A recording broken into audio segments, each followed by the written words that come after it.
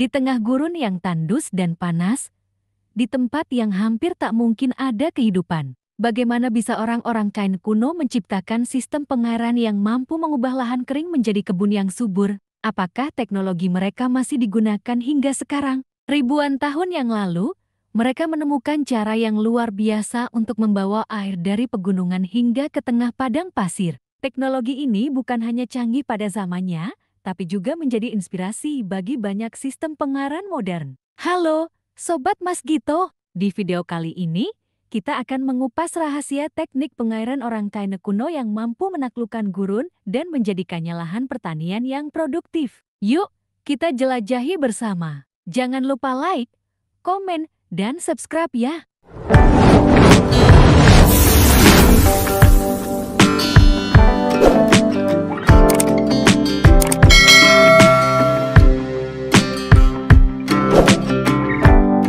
Di bawah hamparan gurun pasir yang tandus, tersembunyi saluran air yang mengalir bagaikan urat nadi yang memberi kehidupan.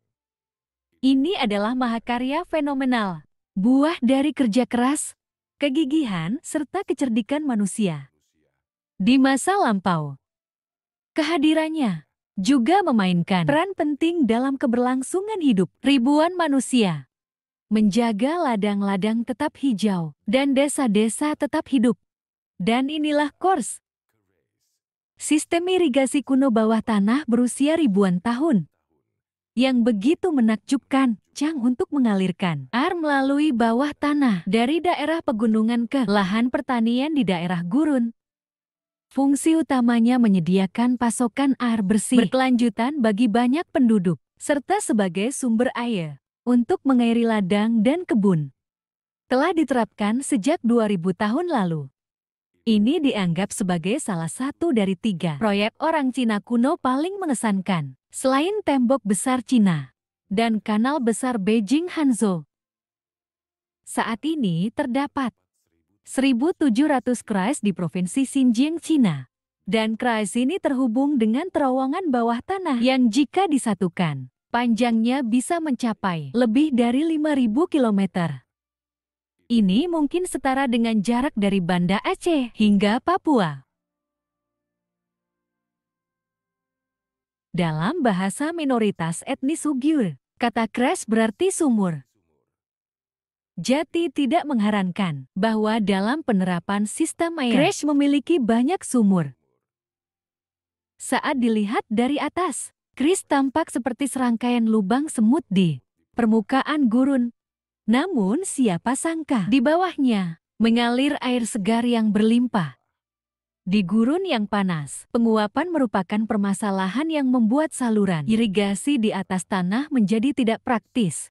Untuk itu masyarakat setempat secara kreatif membangun sistem terowongan untuk mendapatkan air. Sistem kreis adalah sistem irigasi yang sangat rumit, yang terdiri dari sumur vertikal, saluran bawah tanah, saluran di atas tanah, dan waduk untuk menampung air.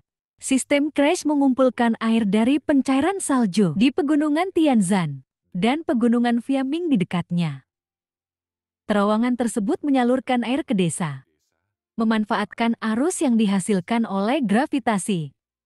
Ini sangatlah mengesankan, di mana air yang berasal dari salju mencair ratusan kilometer jauhnya, disalurkan melalui kanal dan terowongan yang dibuat manual. Dibutuhkan kerja keras dan waktu panjang untuk mengatur kreis.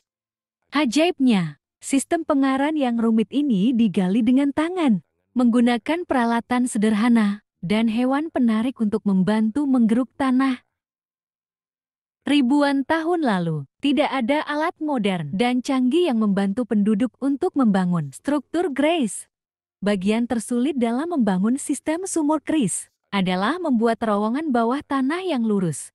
Terdapat jarak sekitar 20 hingga 70 meter antara setiap sumur vertikal.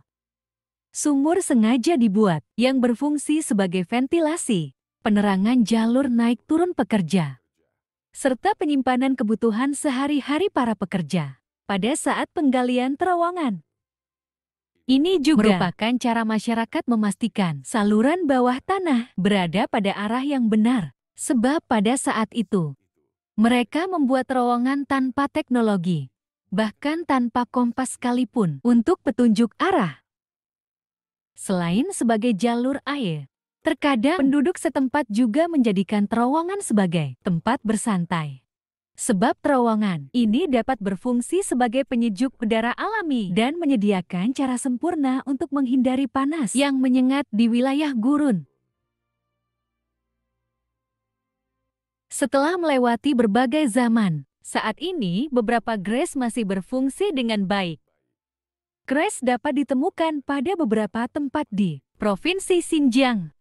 Dan kota Turpan menjadi yang terbanyak dengan 1.100 sumur yang dihubungkan melalui terowongan horizontal sepanjang 5.000 km. Karena sistem GRACE telah menyediakan pasokan air yang terus-menerus selama berabad-abad, masyarakat yang bergantung padanya menyebutnya sebagai sungai induk dan sumber kehidupan. Jika bukan karena kecerdikan penduduk setempat, kota Turpan mungkin telah ditinggalkan dan tersapu oleh pasir sejak lama. Hampir dapat dipastikan bahwa Turpan akan punah berabad-abad lalu tanpa kecerdikan sistem irigasi kuno ini. Namun dengan adanya sistem GRACE, membantu menjadikan Turpan sebagai kawasan penanaman buah dan sayuran yang penting, memungkinkan kota ini menghasilkan beberapa anggur terlezat dan kismis termanis di seluruh Tiongkok. Selain itu, di Turpan juga terdapat sebuah museum Quraisy yang terkenal. Museum ini didedikasikan untuk mendemonstrasikan sistem air Quraisy serta memamerkan artefak sejarah lainnya. Orang-orang yang penasaran dengan teknologi kuno ini dapat mempelajarinya di museum ini. Singkatnya, Quraisy adalah sebuah bukti nyata kecerdikan dan kegigihan manusia dalam menghadapi tantangan alam. Melalui jaringan terowongan bawah tanah yang rumit, GRACE membawa kehidupan ke daerah-daerah kering, menyediakan air yang vital bagi pertanian dan masyarakat lokal. Keajaiban ini tidak hanya memberi manfaat praktis, tetapi juga menyimpan warisan budaya dan sejarah yang berharga, menunjukkan bahwa dengan inovasi dan kerja keras, manusia mampu menciptakan kehidupan di tengah gurun yang gersang. Luar biasa, ya?